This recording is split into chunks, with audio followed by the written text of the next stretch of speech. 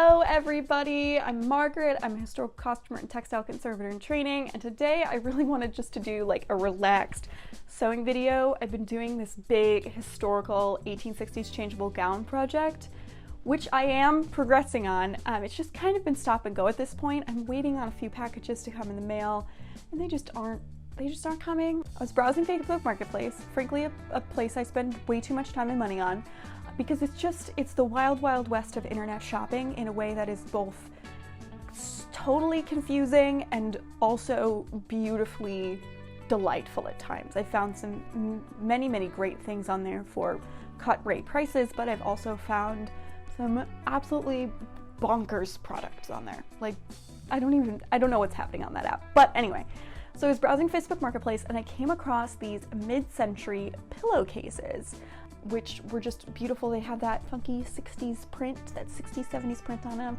And I saw my sister wearing this Zara dress that kind of had a similar feel. And I've been watching like a ton of Miss Fisher's Modern Mysteries. If you haven't seen that show, I do recommend it. It's on Acorn TV.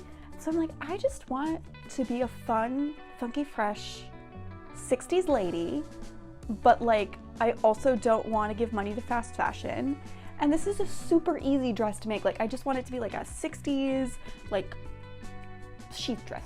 Like, I just want it to be like a 60s sheath dress. I remember that Rachel Maksy video where it's like, she does the outfits out of pillowcases, and I was like, yes, I can do this. Like, I saw her do it, like, I can do it. So if you haven't seen that video, I'll link it down below. You probably know Rachel Maksy. She has, you know, 1,000 times more subscribers than I do. I love her. She's so super fun and super cute and super quirky. And she obviously knows video editing probably more than I ever will. But anyway, I got those pillowcases and I decided I was gonna make this pattern. I just looked for a pattern for a shift dress because this is a quick and easy sewing project. Do you think I want to draft my own pattern? Hell no. So this is a reprint of a Simplicities pattern from the 1960s. I'm surprised I didn't have anything like this in my collection already, because I have I limit myself because I live in a one-bedroom apartment. I have a decent sized collection of 60s patterns, but I just didn't have anything that was plain. And I wanted plain because this is a crazy print and I think that it's gonna speak for itself. So I just want a fun 60s sheath dress from these pillowcases, and it's going to be amazing, and we're gonna do this together and it's gonna be fun. So let's dive into this. Okay, I'm one of those weirdos who like traces out patterns on tracing papers so I don't have to cut it if it's out of print and I think I might use it again. So this reprint is out of print and I think I might use this pattern again if I like it. And it's only 2 pieces, so I'm going to trace it onto this paper.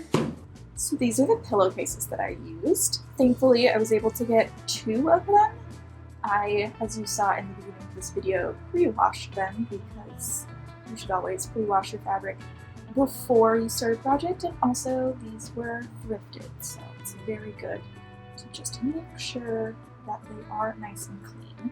They are this beautiful, lightweight, plain woven cotton, super great for summer. They were also quite large. These were approximately 21 by 54 inches when all spread out. So pretty narrow, but it ended up working out.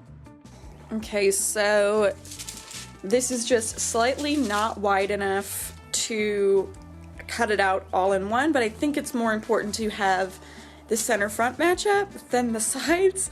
So I'm gonna do some piecing. So let's see how this goes. The piecing ended up working out. It was just kind of on the side hip area, and because the pattern is so vibrant, that sort of hid the extra seaming that needed to happen. I then cut out the front panel and both of the back panels.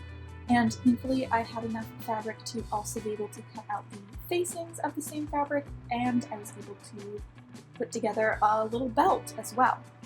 Next, I just took a piece of chalk and marked the darts on the back and front panels, pinned those together, and then sewed them on my machine. I also took this moment at the machine to seam together all of the pieces in order to make the belt, and then I pressed everything and set it aside. This pattern called for a 22-inch zipper, and thankfully I had one in my stash. It's actually a vintage 1960s zipper from the collection of my grandmother, and it was in this beautiful coral color, which matched the dress perfectly. So I just pinned that to the basted center back seam and then sewed that with a zipper foot. I am not the best at putting in zippers. I'll be honest with you, it's not something you do in historical sewing a lot, so it's not really a skill that I've practiced. So this took a lot longer than it really needed to. There were a couple of attempts, and I think I ran out of bobbin thread at one point in time, so just kind of a hot mess, but in the end it looks serviceable.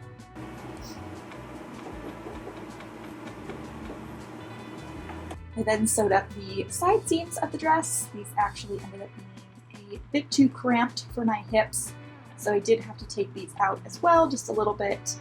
It ended up being a pretty good fit, which you will see me discuss later in this video. And then I just sewed the facing around the neckline as well. I then sat down to watch the new episode of Ms. Fisher's Modern Mysteries and had a very topical project to work on. So during this viewing, I slip-stitched down the facing as well as the straps, which I could have done on the machine, but I love hand sewing. And I also slip-stitched the hem as well. I do a lot of hand sewing.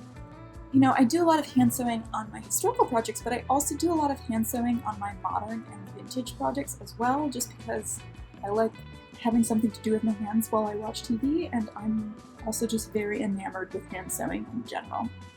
I then went back to my machine and just sewed up the long side of the belt, which I then arduously turned right side out and pressed, and that finished off the garment. So please enjoy this montage to royalty-free 60s style rock music.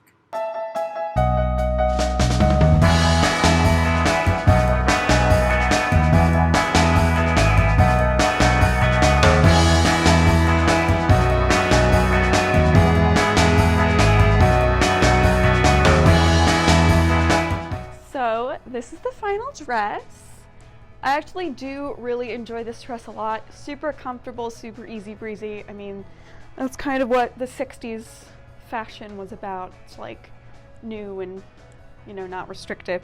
The one thing I will say is working with these pillowcases, these actually did not end up being mid-century. I think they're just a mid-century print, more of like a modern pillowcase, but like there's definitely some like vestiges of the pillowcase. As you can see, there's a line that goes right across my chest that isn't like super attractive, but you know, I think because of its placement, it sort of looks like it's intentional.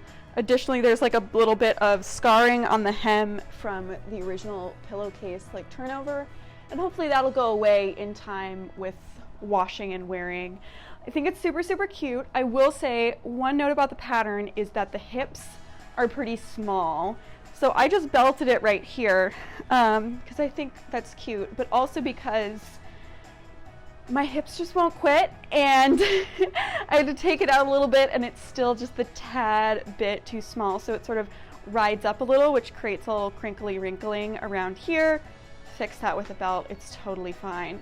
The zipper, I'm really glad I found a zipper that coordinated with it and was the right length just in my stash, so I didn't have to buy anything, but I'm not the best at putting in zippers. It took me a really long time. I had to fix some things. It's not perfect, but I think for like a cute little summer dress, like I'd go to the grocery store in this. I'd go to the farmer's market in this. Like I think this is really cute and really fun, and I will definitely be wearing it this summer. So, making things out of pillowcases, what do I have to say for it? I think that if you can find large pillowcases like I did and you have like 2 or 3 of them, I think it's feasible. Or if you're doing like a little just like tank top or bra situation, I think it's good, but you do, you know, you're working with what you have and it's not going to be perfect. And when you have this busy of a print, sort of, it hides some sins, you know, it hides some of the flaws.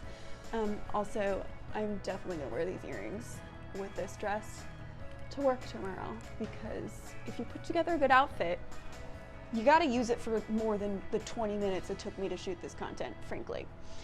So I'm liking this. I think this is a success. The other thing about this project, it did not take me very long. I literally did this in 5 hours, and I like hand stitched the hem and the facing in, which is like not completely necessary. So yeah, I would definitely recommend that simplicity pattern if you can find it, if you're looking for something like that. There's so many that are similar though, so yeah, totally. So if you liked this video and you would like to see more sewing adventures with me, you can hit the subscribe button down below.